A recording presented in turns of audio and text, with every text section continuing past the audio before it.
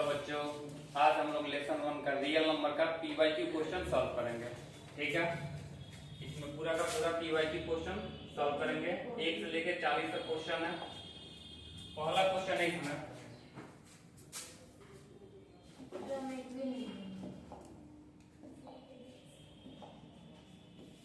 -1 का power n plus -1 का power 8 equal to 0 है। कह रहा है n का वैल्यू क्या होगा। तो देखिए हम लोग सीखे हैं -1 का पावर n कुछ भी हो दो ही आंसर देता है। एक आंसर देता है -1, एक आंसर देता है 1। अगर ये n कोई भी ऑड नंबर हो, n अगर कोई भी ऑड नंबर हो तो क्या आंसर देता है -1, और n अगर कोई भी इवन नंबर हो तो हमेशा क्या आंसर देता है 1। ठीक है, तो यहाँ तो कह रहा है -1 का पावर n प्लस -1 का पावर 8 इक्वल टू 0 आंसर दे रहा है। यहाँ पे तो इवन पावर है तो ये कितना बना होगा, 1 बना होगा। लेकिन ये वाला कितना बना होगा, -1 बना होगा, तब जाके क्या बना होगा, 0 बना होगा।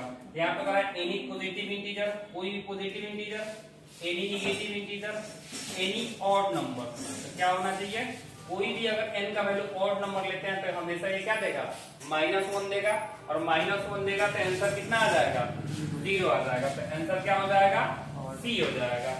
कोई दिक्कत, आगे देखा जाए।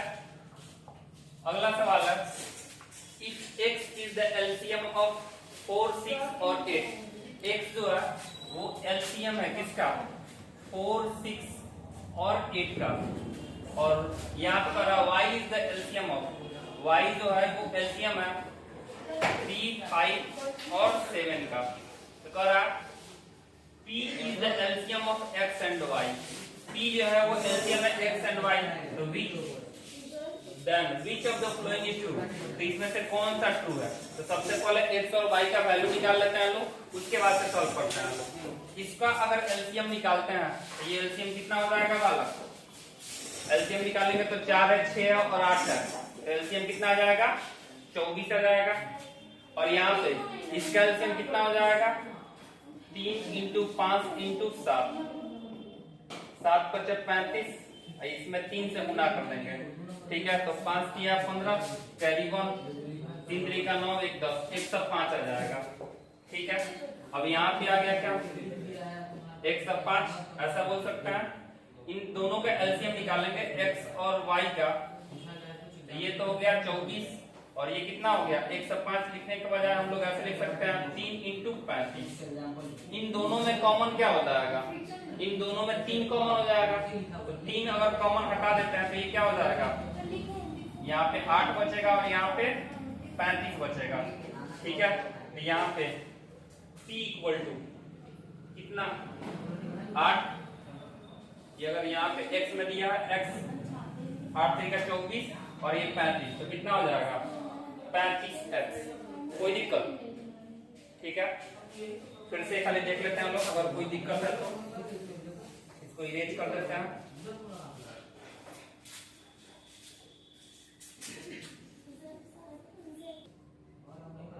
चलिए इसी को देखते हैं दोबारा।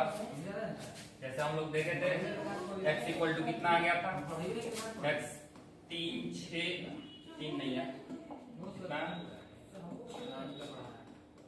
4, 6 और 8 का एलसीएम कितना आ जाएगा, 24 आ जाएगा। अभी देखे थे लोग, ऐसे y का एलसीएम कितना आ जाएगा, 3, 5 और 7, ये कितना हो जाएगा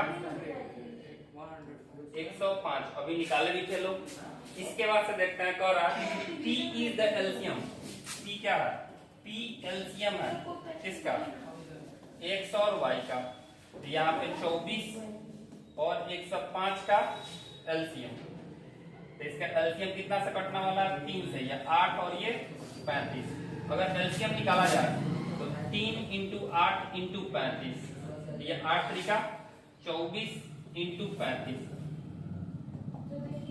ये किसका वैल्यू आया, ये p का वैल्यू आया। लेकिन 24 किसका वैल्यू है, 24 हम लोग आगे देख के आए हैं। 24 जो है ये x का वैल्यू है, 24 जो है वो x का वैल्यू है।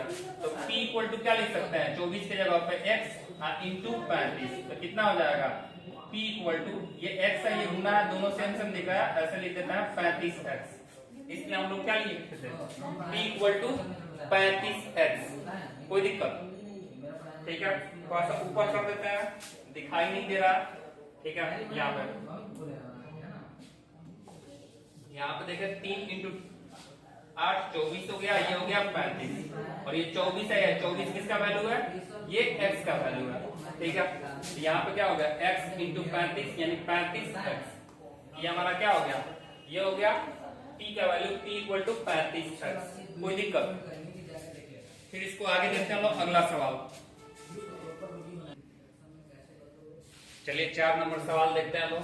इसमें दिया if HCF of 98 and 20 are equal to m, ठीक है, और LCM of 98 and 20 are equal to n, then the value of n minus 7। सबसे पहले हम लोग को n और n का वैल्यू चाहिए।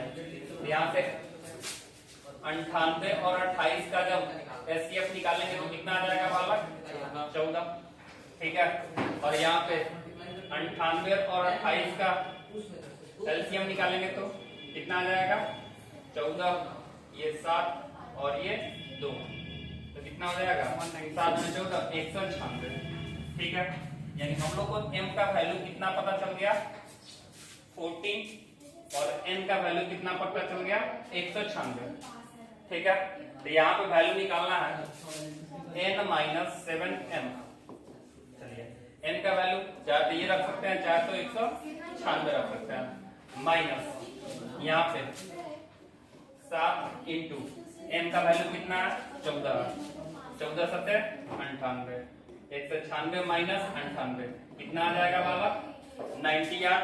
कोई दिक्कत? तो यहाँ पे आंसर क्या हो जाएगा 98। ठीक है, यहाँ पे एलसीएम निकालना बहुत ही, यहाँ पे एचसीएफ निकालना बिल्कुल आसान है। हमने देखा इन दोनों में कौन सा संख्या है जो कट जाएगा, 14 से दोनों कट जाएगा, इसलिए इसका क्या हो जाएगा एचसीएफ हो जाएगा।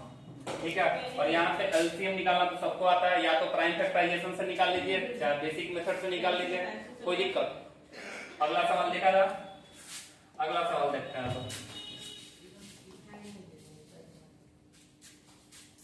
एक सवाल है ये,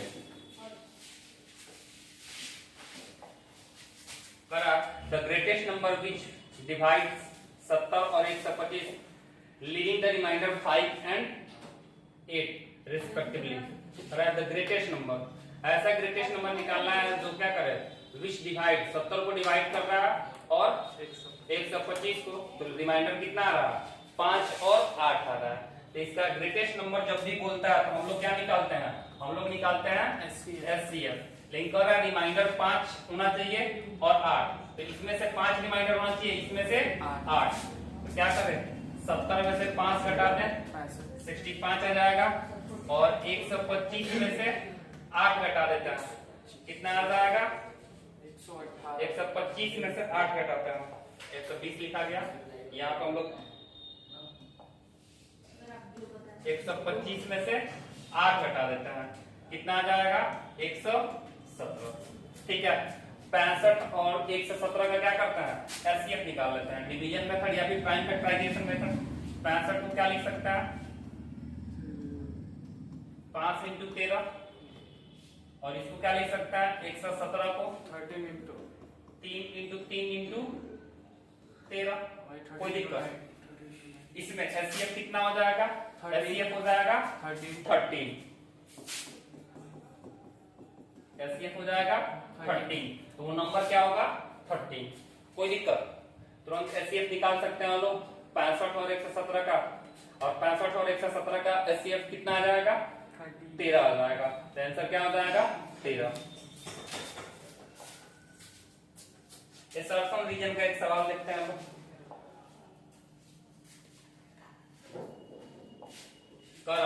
फॉर एनी 2 प्राइम नंबर्स, दो कोई प्राइम नंबर्स है, तो प्राइम नंबर क्या होता है ऐसा संख्या जो एक से कटे और अपने आप से कटे, उसे क्या बोलते हैं प्राइम नंबर। मतलब प्राइम नंबर के पास कितना होगा 2 ही फैक्टर होता है, एक और वो खुद नंबर। यहाँ पर है for any 2 prime number p and q, और उसका एचसीएफ क्या कर रहा है एचसीएफ इज 1, एचसीएफ 1 आएगा, 1 कॉमन आएगा, और एलसीएम करा एलसीएम p प्लस q आ जाएगा, नहीं दो प्राइम नंबर होता है उसका एचसीएफ जब भी निकालेंगे, पी और क्यू का जब भी एलसीएम निकालेंगे तो ये हो जाएगा P इंटू क्यू, क्योंकि कोई नंबर कॉमन नहीं आएगा।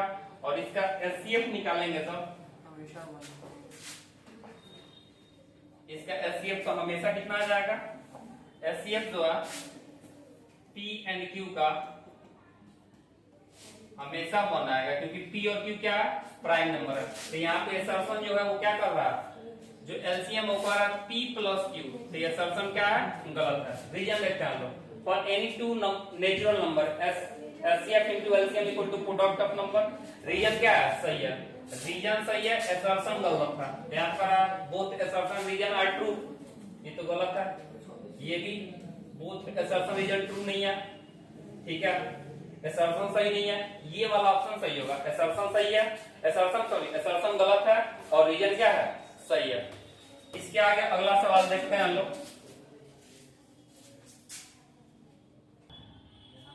चलिए 7 नंबर क्वेश्चन देखते हैं लोग। Find the smallest number which is divisible by the both 464 और 644 और 462। वो छोटी सी संख्या बताना है जो डिविजिबल हो, व्हिच इज डिविजिबल बाय 644 से भी डिविजिबल हो और 462 से भी डिविजिबल हो। इसको देखते हैं। तो इसके लिए हम लोग क्या निकालते हैं, एलसीएम निकालेंगे। इसके लिए हम लोग एलसीएम निकालेंगे। बहुत सारा तरीका है एलसीएम निकालने का। एक तरीका है डिवीजन मेथड, एक तरीका है फैक्टराइजेशन मेथड। हम लोग डिवीजन मेथड से इसको करके देख लेते हैं कि क्या हो रहा है, ठीक है। इस तरह जल्दी हो जाएगा।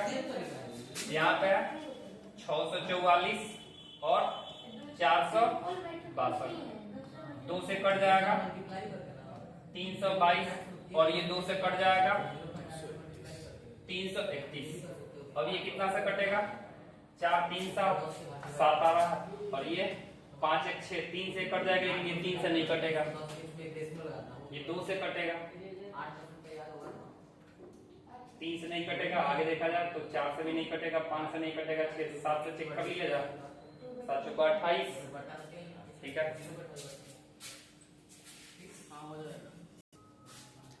इसमें देखते हैं 7 से कट जाएगा, 7 से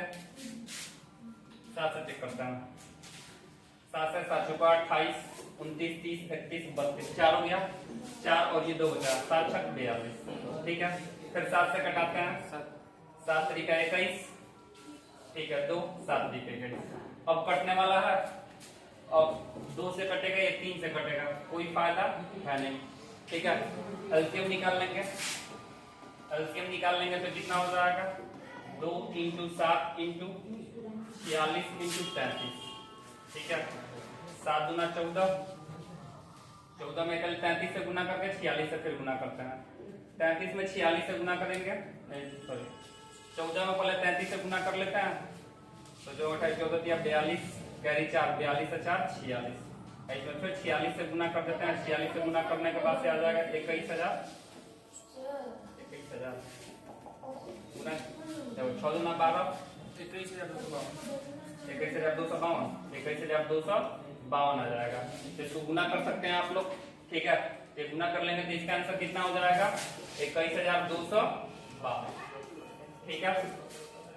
तो यहाँ पर हम लोग क्या किए, ऐसे सवालों में जब स्मॉलेस्ट नंबर पूछे और आप find the smallest number which is divisible by both 644 and 462, तो इसको हम लोग क्या करते हैं, स्मॉलेस्ट नंबर पूछे तो एलसीएम निकालते हैं। एलसीएम का फुल फॉर्म ये होता है लोवेस्ट कॉमन मल्टीपल। इसका मल्टीपल पूछा है कि ऐसा कौन सा संख्या है जो 644 और 462 से कट जाए, तो इसका क्या निकाल लेंगे, एलसीएम निकाल लेंगे, ठीक है। आगे सवाल इसके बाद से देखते हैं हम लोग, आते हैं 8 नंबर सवाल देखते हैं हम लोग। 2 numbers are in the ratio, 2 number ratio में है, 4:5 और इसका एचसीएफ कितना दे दिया, इसका एचसीएफ दे दिया है 11। करेक्ट एलसीएम निकालना है, तो 2 नंबर है, इसको मान लेते हैं, एगो को 4x और एगो को 5x। Let required number be 4x and 5x। जब एचसीएफ निकालेंगे तो इन दोनों में कॉमन क्या आ जाएगा, सिर्फ x आ जाएगा, और x कितना दे दिया, ठीक है, x का वैल्यू कितना आ जाएगा, 11। ये कैसे पता चल गया? एचसीएफ क्या होता है? Highest common factor. इसका जब प्राइम फैक्टराइजेशन करिएगा क्या अलग अलग ये दोनों में कॉमन क्या आएगा? सिर्फ x आएगा। और एचसीएफ कितना दे दिया है? 11। पूछ रहा है एलसीएम क्या होगा। एलसीएम के लिए अगर प्राइम फैक्टराइजेशन भी कर रहे हैं 4x और 5x है तो सिर्फ x से ही जाएगा, ये 4 बार में और ये 5 बार में। यानी एलसीएम जब निकालेंगे तो x इंटू 4 इंटू 5 हो जाएगा। कोई दिक्कत? यहाँ से क्या हो जाएगा? x का वैल्यू हम लोग को कितना पता चल गया है? 11। यहाँ पे ये हो जाएगा 4 और ये हो जाएगा 5, 20। ये हो जाएगा 11 इंटू 20, 11 दूना 22, 220। एक तरीका और है इसको सॉल्व करने के लिए, उसको भी देख लेते हैं हम लोग। आंसर हो जाएगा एलसीएम 220।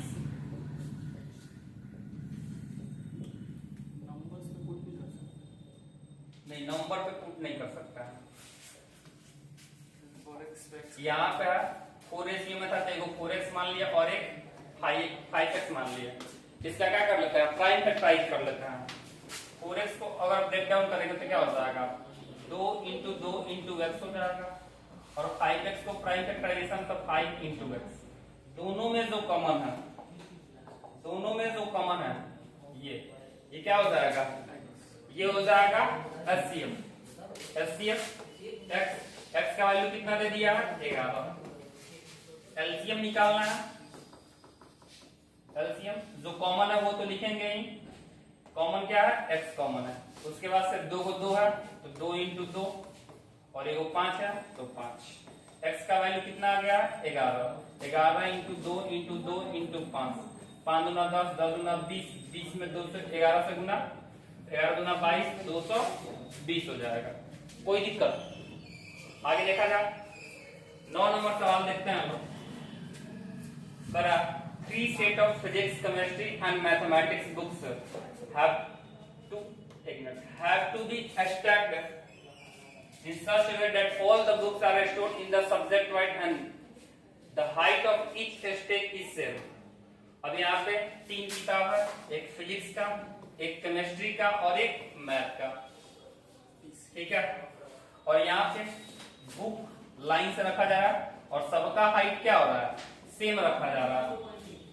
करा नंबर ऑफ फिजिक्स बुक्स कितना है? 144 है। उसके बाद से करा केमिस्ट्री बुक्स 180 है और यहाँ पे मैथमेटिक्स है 192। ठीक है। तो आगे देखते हैं लोग इसको सॉल्व कैसे करेंगे। आते हैं लोग। मैथ कितना है? मैथ जो है कितना बुक है? 192। ठीक है। Assuming that the books are the same thickness, determine the number of stack of physics, chemistry and mathematics।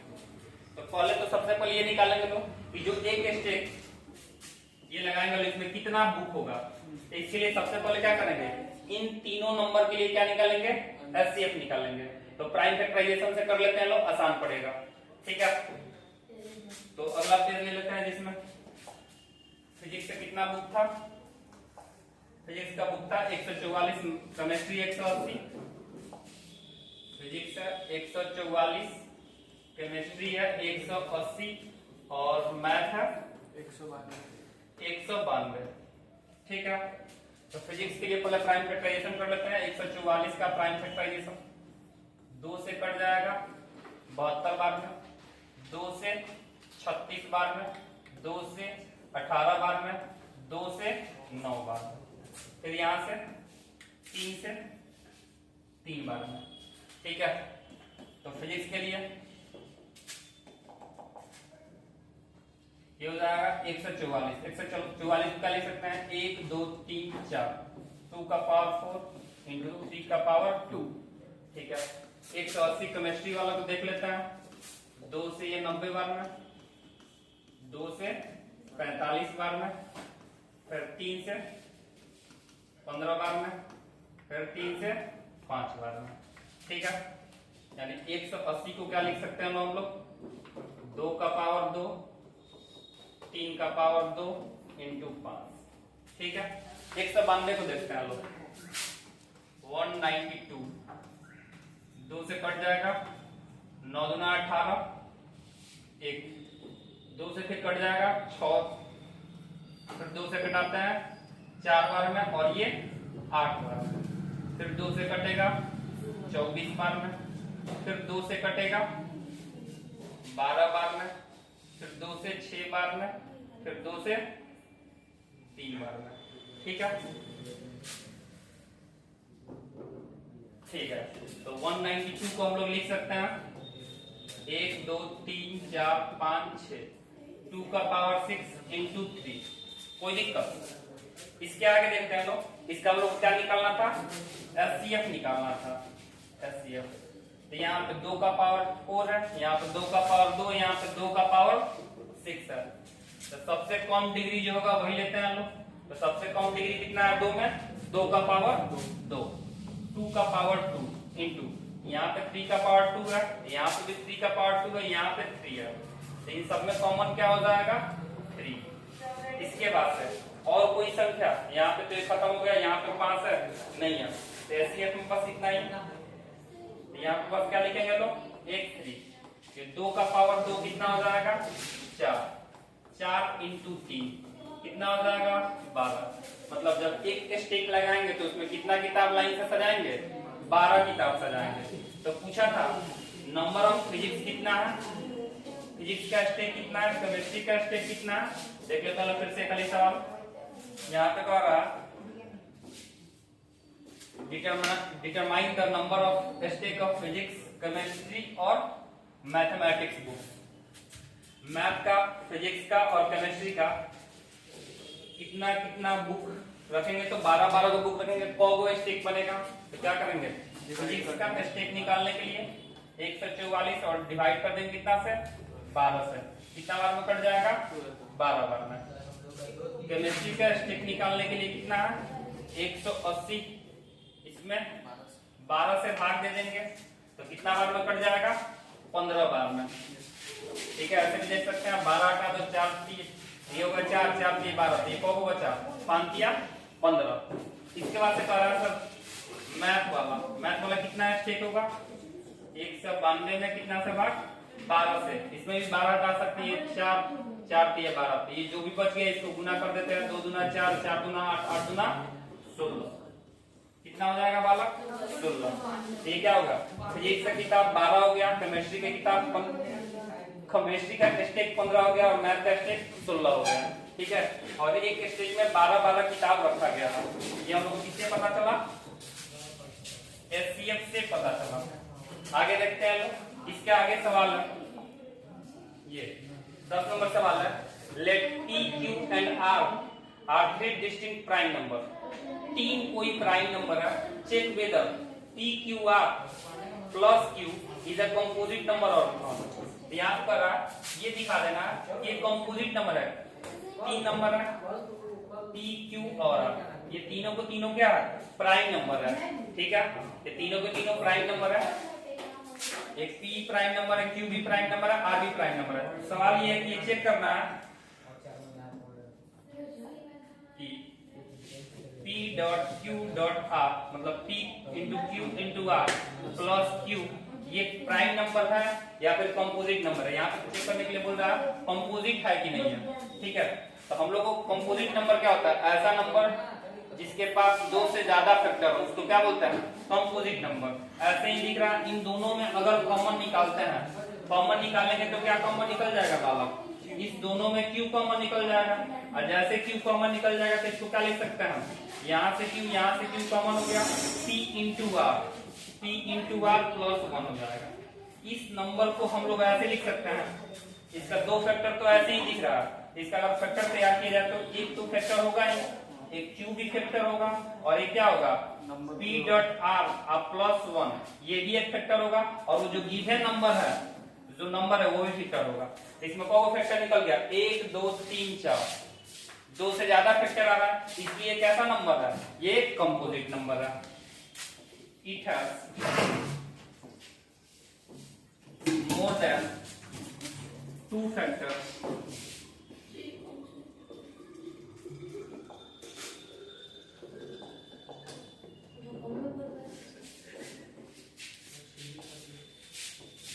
so it is a composite number।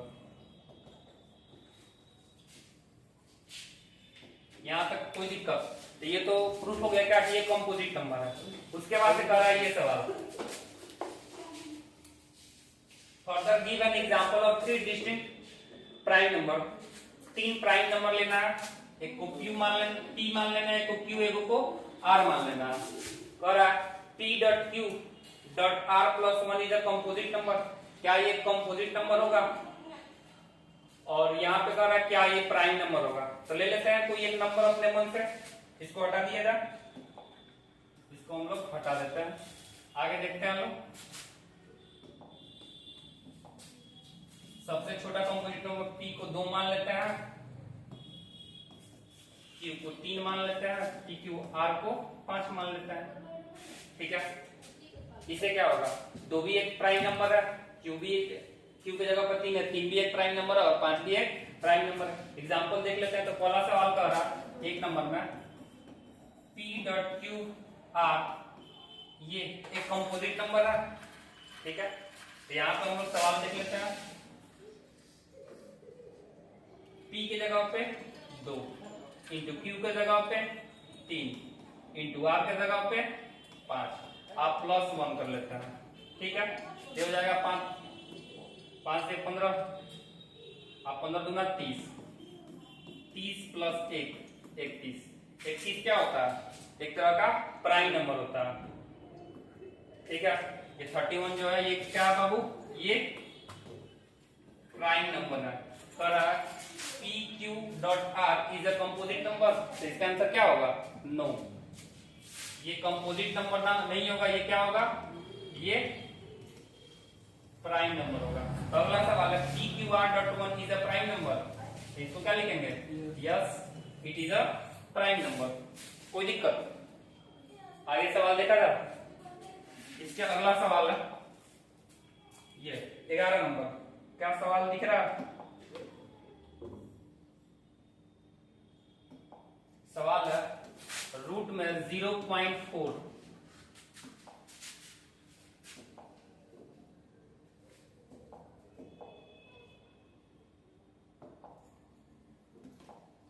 Root में 0.4 ये एक क्या है? नेचुरल नंबर है, इंटीजर है, रेशनल नंबर है और इरेशनल नंबर है। तो इसको सॉल्व कर लेते हैं। 0.4 को क्या लिख सकते हैं? 4/10, रूट अलग अलग कर देते हैं, रूट 4/√10। कोई दिक्कत? तो रूट 4 बाहर निकल जाएगा 2 रूट 10। ये क्या है बालक? एक इरेशनल नंबर है। कोई दिक्कत?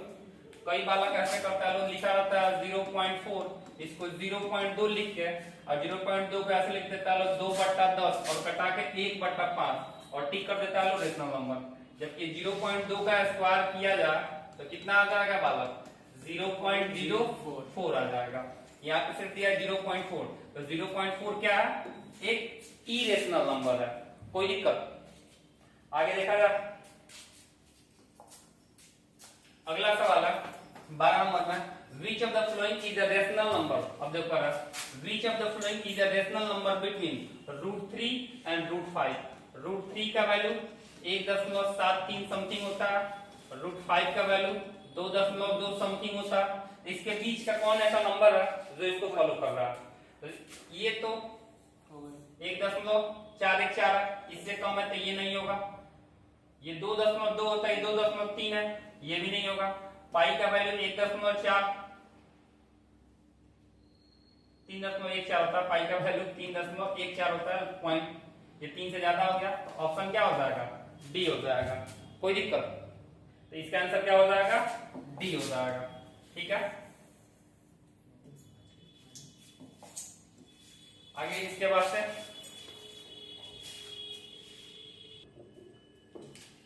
अभी बहुत सारा सवाल है, इसको हम अगले लेक्चर में कंप्लीट करेंगे। ठीक है, लगभग 40 सवाल करेंगे, जैसे पूरा लेक्चर P/Q का कंप्लीट कर लेंगे। लेसन 1 का, ऐसे ही लेसन 2 लेसन 3 को भी हम लोग सॉल्व करेंगे। ठीक है।